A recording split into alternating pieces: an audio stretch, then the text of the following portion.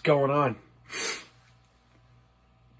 So it's probably been a couple of days or a week or so since my last review, or video, I guess. I'm here to talk to you about... No, not Libra. I do that on Instagram.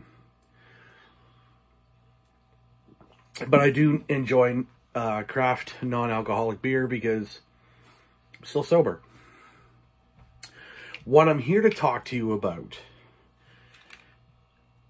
is In Flames. And no, I'm not talking about this record. I'm talking about Forgone, the new record. Now, I don't own the new one. Not because I don't want to, but simply because my local didn't have it. And I don't believe the other two places that sell albums and records and stuff has it either. That's okay.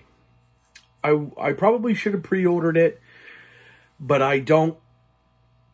How do I put this? I don't usually pre-order stuff. Not because I don't want to, but because if I was to pre-order stuff, I would have a fucking massive pile of shit coming to my house. And I don't know when it's going to show up, and I don't know what the weather is going to be like in the winter, especially. That being said, I also just don't have I don't have a lot of extra income kicking around. All that being said, who gives a shit about that, right? You just want to hear what my thoughts are. So I have good and I have some bad. Now, to get to the bad right out of the way, there really isn't a whole lot of bad.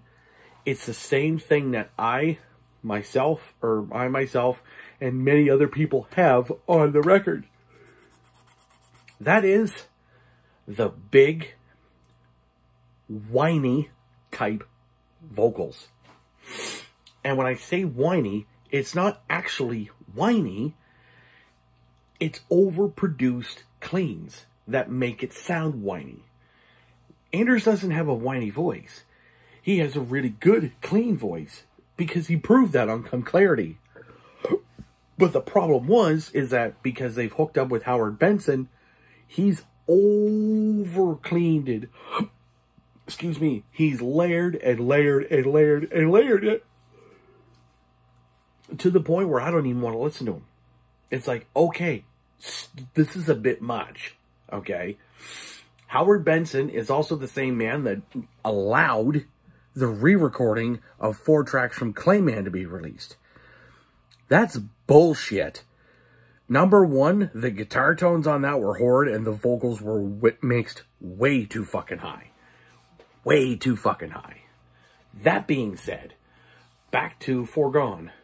Some of the tracks with these big vocal melodies, I don't hate the melodies. I hate the fact that it sounds whiny because it's so overlayered and so overproduced.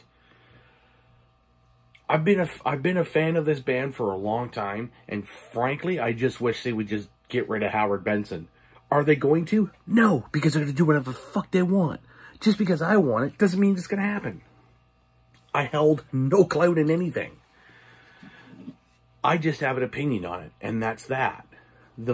Some of the vocals are absolutely whiny, overlayered, and over-fucking produced. I just don't like it. And that's fine. If you like it, wonderful. I don't. Now, to the good, because there's a lot of good. Bryce Paul, Tanner, I think it's Tanner Wayne, Bjorn, and Chris Broderick have made probably by far one of the best huge chunks of riffing I've heard in quite a while from this band. From Forgone Part 1, Forgone, even Forgone Part 2. Excuse me. The Great Deceiver, The State of Slow Decay. Even in the Dark's got some fun, good riffs. The End of Transmission, I think. The End of Transmission. And, of course, my absolute favorite track, without a doubt, and it was the final single that was released. That is Meet Your Maker. On those songs with the big, crushing, big... Oh, God. These ridiculous mellow death metal riffs. Anders has got the snarl back. He's just, you know, that growl is there. I got none of that on Battles, and I got none of that on Eye the Mask. Be lucky if we got anything on Eye the Mask except whiny. It's just, holy shit. But even on some of those songs, like Meet Your Maker's got that, the verse is just nasty. The pre-chorus, so that slight transition, you can hear, like, you can hear that clean come in, and it almost has that whiny, it almost sounds like nasally. And then once the chorus kicks in, then you get the big clean. There's nothing wrong with that nasty, dirty tone. A hair bit of nasally, and then the big clean. There's nothing wrong with that. Because the rest of the song absolutely sounds smashing. It's when he does these big, epic vocal things where there's like layers upon layers upon layers upon layers of clean vocals that I'm sure Howard just sat there and fucking beat it into himself so he can fucking have this big old thing. I personally don't like that sort of thing, but what I do like, without a doubt, Forgone, Meet Your Maker, the best tracks off this record. State of Slow Decay was good. It kind of faded out for me a little bit. I do know that The Great Deceiver was good. But yeah, the two best songs off of this record is definitely Forgone Part 1 and Meet Your Maker. I know there's a lot of reviewers that are giving it like a 3.5 out of 5. And to be honest, I think that's where I'm going to go to, 3.5 out of 5. It's not that I dislike the record. I want people to understand that I do enjoy the record. I haven't bought it yet. I'm going to eventually buy it when I get the chance to.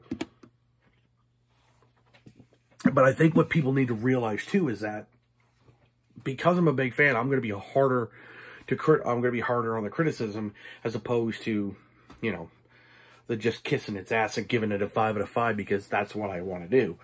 Well, that's not the case. Oh, excuse me. In case of the yawns tonight, of course, I did get home just, you know, no more than an hour ago from Valentine's Day dinner with the wife and the daughter. And it was a pretty long, busy day.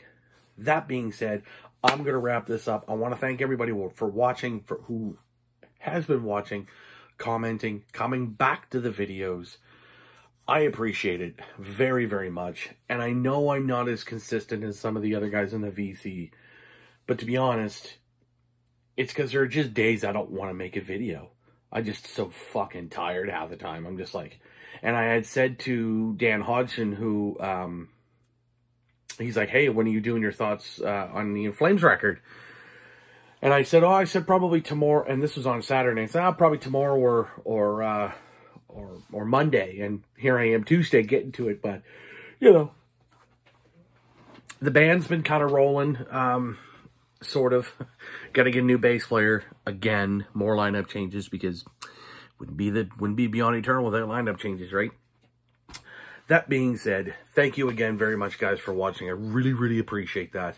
And I hope to see you guys in the comments. And very soon, we don't have a date yet, but Josh, John, and as well as Marty are going to get back on the stream/podcast. Keep it metal, and we are going to have fun with this. We got some topics we're going to roll through. Again, I can't say what date. Once I know a date, I will come on and do a quick little short, and Josh will have a post in his community, etc., etc., etc. I can't wait to see you guys for that. Cheers, and as Josh always says, fucking keep it metal.